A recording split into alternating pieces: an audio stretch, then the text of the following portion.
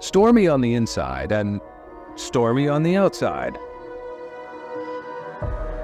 The Great Red Spot being the biggest hurricane that we know of, and it having been there for 400 years. With its 62 alien moons to explore, out here, there is something for everyone.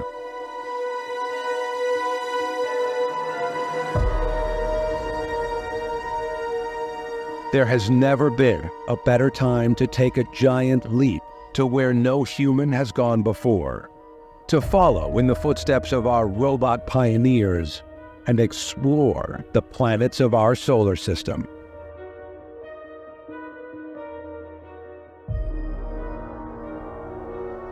Jupiter is one of the most spectacular places in the solar system. If you are approaching by spacecraft, you could see from a long distance the cloud patterns of Jupiter.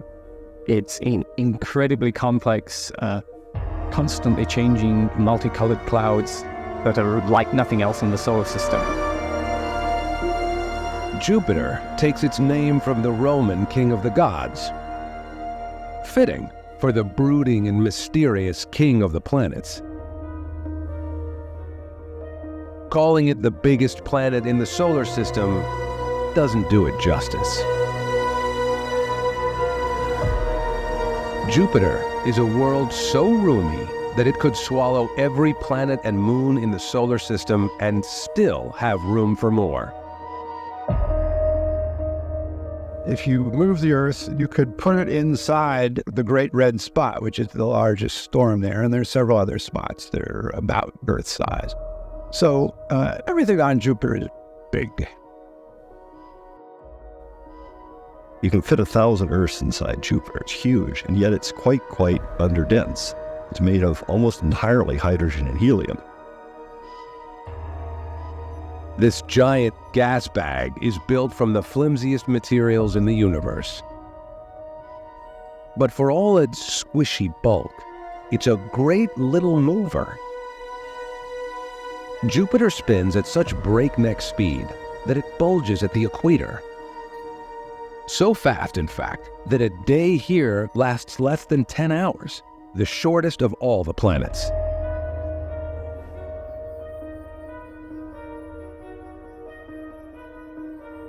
Our gaze was first drawn to the attractions of Jupiter 400 Earth years ago, when Italian astronomer Galileo pointed his telescope toward the planet on January 7th, 1610. His curious novelty quickly became one of the most powerful scientific instruments of all time, and turned our world on its head. What he saw for the first time was that Jupiter had 4 moons, and he could see those 4 moons were going around the planet. And this is what really first told him that the Earth couldn't possibly be the center. Here were objects going around something other than the Earth. It was a revelation. Io, Europa, Callisto, and Ganymede. Were these worlds like our own, circling a distant master? It's a cosmic experience anyone with a backyard telescope can have. Point at Jupiter and you'll see for yourself. Jupiter is like a little miniature solar system by itself. It has many moons, 4 of which are very large and bright, the rest of which are very small and faint. But these moons are all different. The court of the king of the planets is crowded. At last count, an entourage of 62 moons was in attendance, all dancing to Jupiter's heavy gravitational tune. It's even crowned by a trio of faint gossamer rings.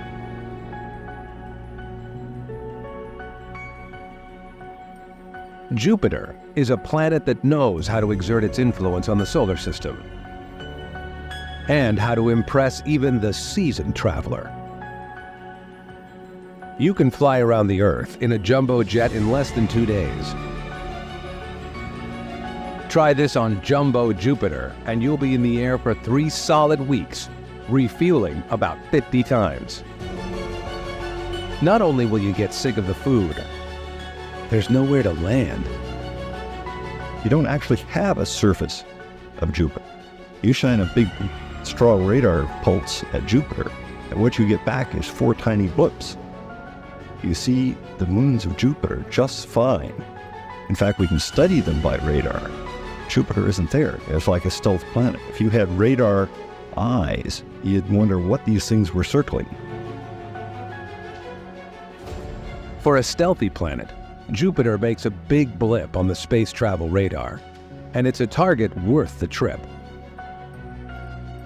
The best way to test fly a trip to Jupiter is to retrace the extraordinary journey of the only spacecraft to orbit it. Launched by shuttle, the Galileo spacecraft left Earth in 1989 for an odyssey that lasted 14 years. 3 times farther than Mars, about 500 million miles, the road to Jupiter is a long one, with a few bumps along the way. Halfway there, you bump into the asteroid belt. It's not like in the movies where you're dodging asteroids at every second. It's the space is very big and the asteroids are a long distance apart, so you could travel through it quite safely.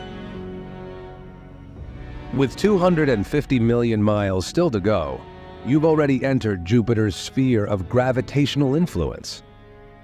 The presence of Jupiter probably stopped a large planet from forming in that region, and a lot of leftover junk from the origin of the solar system has persisted to the present day.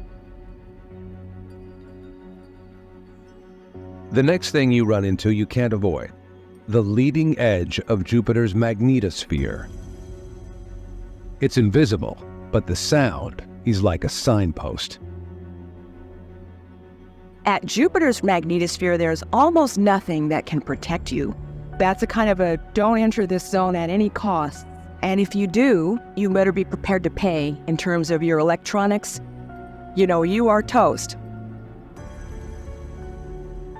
Step inside Jupiter's raging magnetic field, and you enter a radiation hot zone of staggering intensity. Buffeted by the solar wind, the magnetic maelstrom streams back almost as far as the orbit of Saturn. The magnetosphere of Jupiter, the largest thing in the solar system, if it were visible from the Earth, it would be the size of the full moon in the sky. This was like a magnet to NASA. Setting off for deep space for the first time in the early 1970s. The Pioneer missions were initially designed to fly the first few test instruments into the environment, sample how bad the radiation was, and oh, by the way, let's kind of throw a camera on there. Maybe we can get 2 or 3 pictures along the way. It's almost like putting your toe in the water. The water proved deep and deadly. But despite faltering instruments and fuzzy photos, the Pioneer flybys paved the way for the missions that followed. What Pioneer told us was that Jupiter's radiation belts were even more intense than we had anticipated. How were these powerful magnetic storms generated inside a giant ball of gas? Why was one moon boiling with volcanoes, while its neighbor remained covered with ice? And what lies beneath Jupiter's clouds?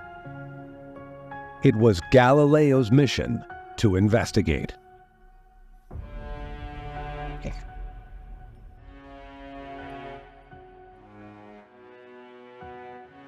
Approaching Jupiter 6 years after launch, Galileo began to send postcards that widened our eyes to the wonders of the Jovian system. As you get closer, you start to see the 4 big moons of Jupiter, Io, Europa, Ganymede, and Callisto, which immediately are apparently very different from each other. Io is quite strongly yellow in color. Callisto is very dark. Europa is very bright. They have markings on them that are very distinctive, so you never mistake one of them for another. And there's no mistaking the star of the show. The cloudy face of Jupiter is the most colorful and hypnotic in the solar system. Packing for a giant ball of weather? It's quite a mix. Cold and dry, hot and steamy. poisonous, and pressurized. It's best to dress for everything. Jupiter is a weatherman's dream. Furious jet streams blow alternating bands of clouds in opposite directions at speeds of over 300 miles per hour. Lightning that's 10 times more powerful than on Earth. Hailstones that could be the size of footballs. It's wild out here, but surprisingly predictable. We can make a weather forecast for Jupiter more successfully than we can make one for the Earth. If you want to take close-up images of the Great Red Spot, you'll have to know where the red spot's going to be 2 or 3 weeks in advance. And now you could never do that with a storm on Earth. But it was not difficult on Jupiter because the red spot is so well behaved. It just chugs along. Jupiter's famous red beauty spot had been a puzzle ever since it was discovered in 1664. This seemingly perpetual storm is more like a giant eddy, caught between rivers of cloud, than a hurricane. If you were floating in a balloon, the center of the red spot might be rather calm, but you'd be going fast. Your balloon would be going faster than hurricane winds, but it might be a smooth ride. This storm is a sight to behold, towering 5 miles into the sky. But why the color? Things like sulfur compounds like phosphorus in small quantities can do that. But if the truth be told, understanding the colors of Jupiter, which were one of the first things noted by astronomers a couple of 100 years ago, still eludes us in terms of a detailed explanation. The other unsolved puzzle, since the Voyagers beamed back the first weather reports, is why there is a red spot at all. We sort of expected as we got close, things would be rather quiet because how could a storm last for 300 years? But in fact, it was more turbulent. And that raised the mystery. How can a storm last for so long? Space agencies spend billions of dollars to send spacecraft to look at these things. To get to know the planet's heart and soul, you'll need to take the plunge. Picture a suicide dive into the mysterious depths? Relax. Galileo's already done it for you. We separated the probe from the Galileo mothership. We were flying in toward Jupiter, basically a ballistic bullet. The Galileo probe went in at an unbelievable speed because Jupiter's gravity just accelerated it on the way in. Well, this is hundreds of times worse in terms of the heat and shock. It was more like sitting in front of a nuclear blast. The violence lasted only minutes. The probe dropped through alien skies at about 60 miles an hour and with all instruments blazing. In terms of what it might look like, it's not dissimilar to the upper atmosphere of the Earth. If you were descending along with the Galileo probe looking out the window, you would see some thin cirrus clouds go by, then you might see some other clouds that might be somewhat strange. But it would be like dropping into an alien chemical factory. These clouds not only look strange, they really stink. You have more than one substance forming clouds on Jupiter. Ammonia, then H2S, which is the rotten egg gas, and then below that is water. Like giant thunderheads, these deep water clouds are the source for Jupiter's ferocious lightning. And the pressure's heavier, then the cloud's end.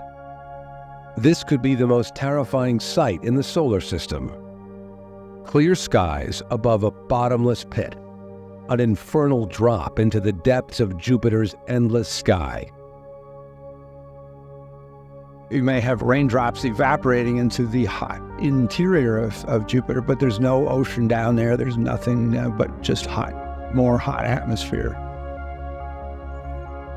Transmission was lost about 100 miles below the cloud tops.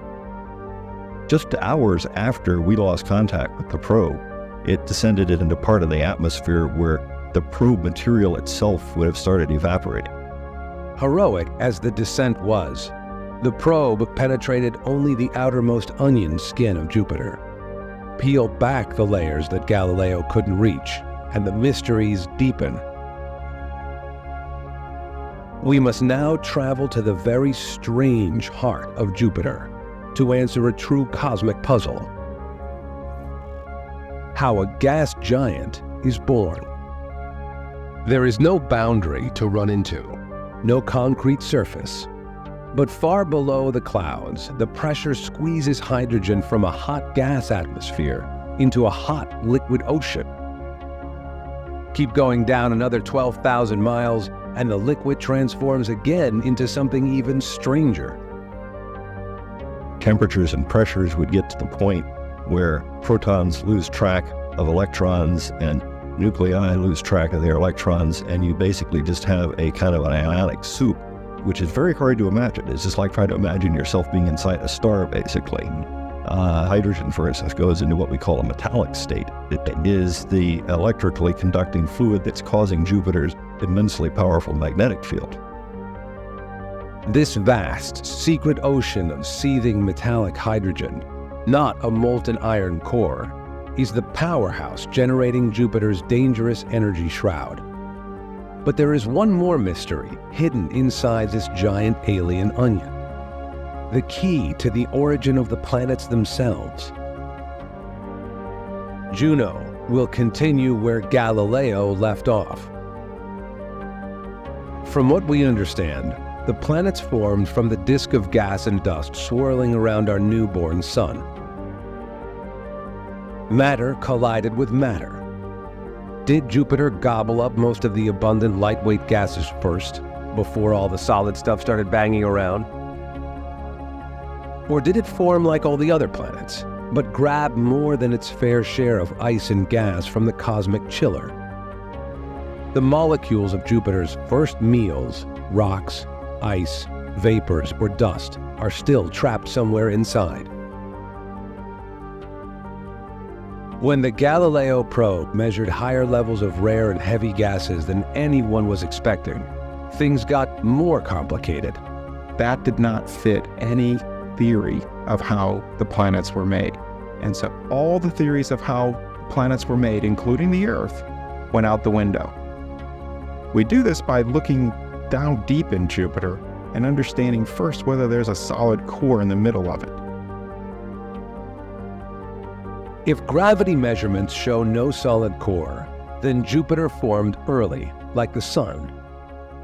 With a core, then its birth came later, once solid materials were created. By measuring water content, Juno should also reveal how hot the solar system was when Jupiter formed, and where. Some theories suggest the planet muscled its way in to be closer to the Sun. With gas giants like Jupiter being discovered now all over the galaxy, resolving the puzzle of its origin is taking on a whole new significance. Arriving at Jupiter and looking for somewhere to land, a moon with a view, perhaps. Choose carefully from the 62 solid surfaces on hand. Some destinations out here are red hot. While the atmosphere probe was disappearing into clouds, Galileo itself skimmed past Moon Io, put on the brakes, and slipped into orbit around Jupiter. Even at this stage, the team knew that Io, about the same size as our own moon, would be one of their prime attractions. This strange, pizza-colored moon orbits the closest of Jupiter's big four moons, and it's volcano central. Well, this is one of those cases where the headline for the daily tabloid is actually correct. It's the most volcanic place in the solar system. There isn't any place on the surface where you're not going to find a volcano within 100 miles or so, usually less. And there's enough material coming out of those volcanoes to cover the surface over to a depth of a centimeter every year. We saw this line of fire fountains actually so bright that they overexposed the camera and produced a very dramatic evidence of just how active Io is. Take a night flight, like Galileo's, over the surface of Io, and the view down to the churning lava lakes would be unforgettable. Giant plumes, a snowfall of sulfur, fire fountains of lava, some even hotter than lava on Earth. Just why is Io cooking inside? Io is like warm putty in Jupiter's gravitational hand. Gas escaping into space from the plumes is energized by Jupiter's magnetosphere, creating an intense band of ionizing radiation that bombards a surface already soaked in emissions. There is one corner of the Jovian system where you could find some unexpected protection from Jupiter's dangerous space weather. Ganymede, the largest moon in the solar system, comes complete with its very own force field. There's something happening in the interior that is active enough to generate electrical currents and produce a magnetic field. Sitting safely under Ganymede's magnetic umbrella is a good spot to gaze up at Jupiter's amazing non-stop auroras, 100 times more powerful than Earth's. You also see the last of Jupiter's big four moons, Callisto. The battered surfaces of Callisto and Ganymede reveal a darker side of living in the same cosmic neighborhood with a giant like Jupiter. In July 1994, the fragmented comet Shoemaker-Levy 9 began its fateful final approach to Jupiter. Telescopes around the world saw radiant plumes thrown high into space, leaving dark bruises the size of the Earth. Then, in 2009, it happened again. Once again, Jupiter's dual gravitational role as solar system traffic cop and cosmic hoover was on display. For thousands of years, Jupiter has been standing guardian to life on Earth. And now, we think it's possible it might have nurtured some of its own. It used to be thought that the chance of meeting alien life on the planets beyond Mars dropped close to absolute zero, much like the temperature. But that was before we knew where to look. When life on Jupiter was first seriously discussed in the 70s, there was only one place worth considering: the clouds.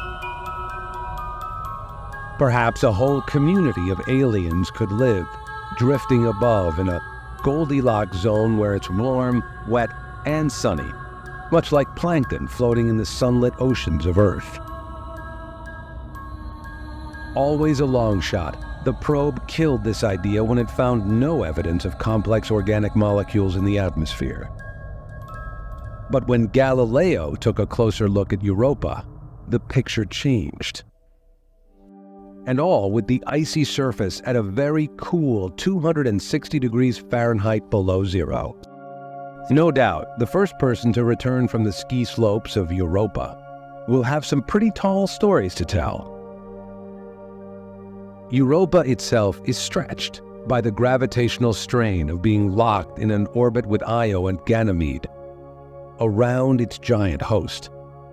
Its frozen, icy shell floats above a vast hidden ocean of salty water, warmed by Jupiter's intense tidal embrace.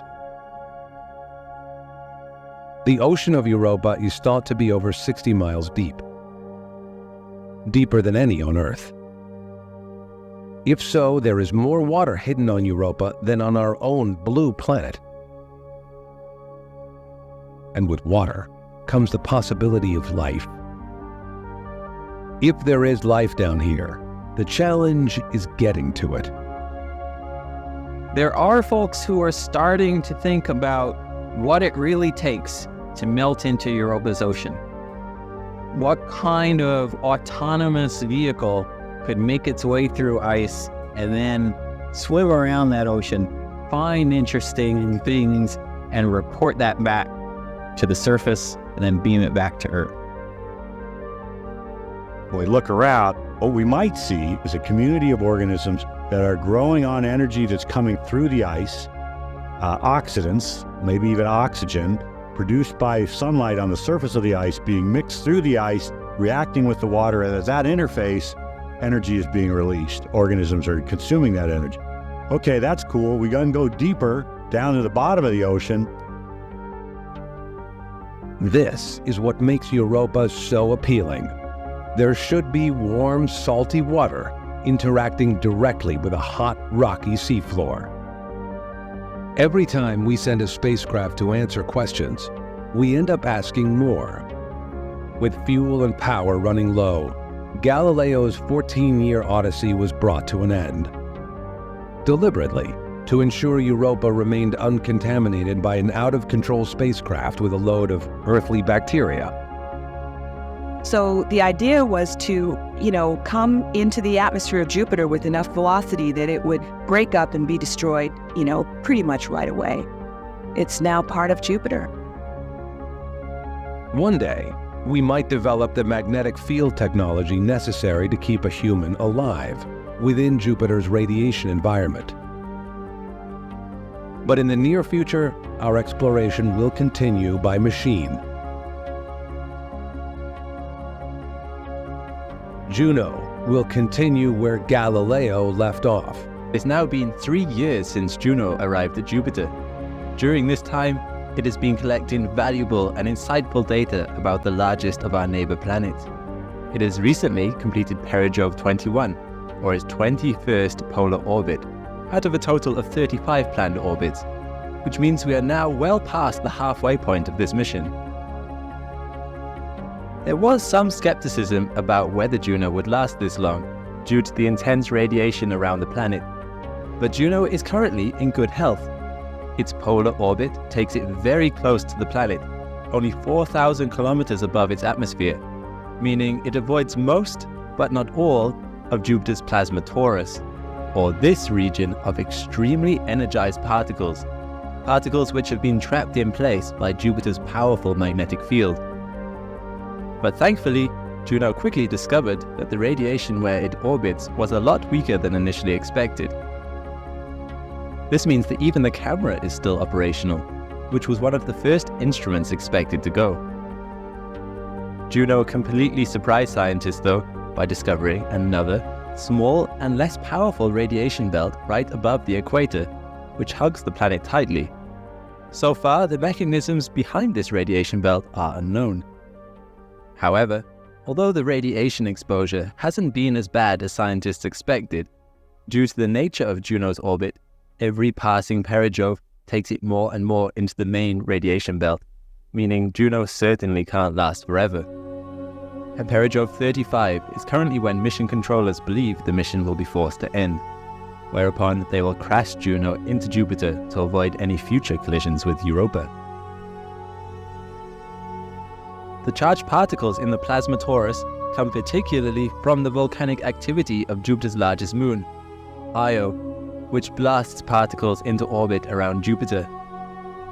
Just to give you an idea of how volcanically active Io is, this was New Horizons' view of Io as it passed by Jupiter on its way to Pluto, the Tavashta volcano in full eruption. Juno has also had a look at Io in the infrared, the hot spots indicating where volcanic activity is occurring. Io ejects 1 ton of particles into orbit around Jupiter per second. As Io travels through the plasma torus and interacts with Jupiter's magnetosphere, this causes a flux tube to exist between the planet and the moon. A flux tube being an electric current that travels along a cylindrical tube of magnetic field lines. It is very powerful. It can develop 400,000 volts and 1 million to 5 million amps of current. Juno was able to get very accurate readings of the flux tube during its 12th orbit, as it passed directly through it. No, this didn't fry the spacecraft, as the flux tube has a large diameter, and so it isn't concentrated enough to do damage to the craft. Also, Juno was in and out in a matter of seconds. Now, Juno is a massive spacecraft, 20 meters in diameter. And it really has to be, as it is a solar-powered spacecraft and only gets 4% of the sun it would do around Earth. This means even though these panels are huge, it can only generate just above 400 watts. But you'll also notice that this design, paired with the fact that Juno rotates, makes it look a little like a fidget spinner. This isn't just to make a pretty spinning spacecraft. Juno was specifically designed to detect various fields and particles around Jupiter, and having a spacecraft with a large, spinning radius helps with that. This is particularly evident with this instrument here, the magnetometer found at the end of one of the solar panels, tasked with mapping out Jupiter's magnetic field. Through Juno's data, we now have a highly detailed map of Jupiter's magnetic field, which is only getting more accurate with every passing orbit. As expected, Juno confirmed that Jupiter has a dipole-like magnetic field, although it is not very aligned with the rotational axis. What was very interesting, though, is that scientists discovered something called the Great Blue Spot, a region on Jupiter where the magnetic field is very concentrated. Comparing Juno's magnetic field data with previous Jupiter missions, like Pioneer, Voyager, and Galileo, has also revealed a first for the solar system. Jupiter's magnetic field structure has been found to change very gradually over time, which is called secular variation. Interestingly, this was most apparent around Jupiter's Great Blue Spot. This variation is thought to be driven by a region right at the base of Jupiter's atmosphere, which we'll get to in a bit. A combination of the powerful magnetic field and the charged particles in the plasma torus means that Jupiter has the brightest aurora in the solar system, with a radiant power of 100 terawatts. Like Earth, aurora appear as bands around the north and south poles, but unlike Earth, these aurora are mainly visible in the ultraviolet, and are mainly produced from alternating currents, not direct currents. When Juno measured the power generated from the direct currents in Jupiter's magnetosphere, it was nowhere near enough to account for the brightness of the aurora, leading scientists to speculate that the remainder of the power is coming from alternating currents. At this time, it is believed that these alternating currents are produced because of the turbulence in the magnetic field. Especially at the North Pole, the magnetic field lines are much more complex, which interferes with a direct flow of currents. This is evident when comparing the North and South Pole aurora. At the North, the aurora is much more dispersed, looking more like filaments and flares. Whereas at the South Pole, where the magnetic field lines are smoother, the aurora seems to be more structured and round. What you will also notice is this bright spot and tail in the aurora. This is visibly where the Io flux tube meets the planet.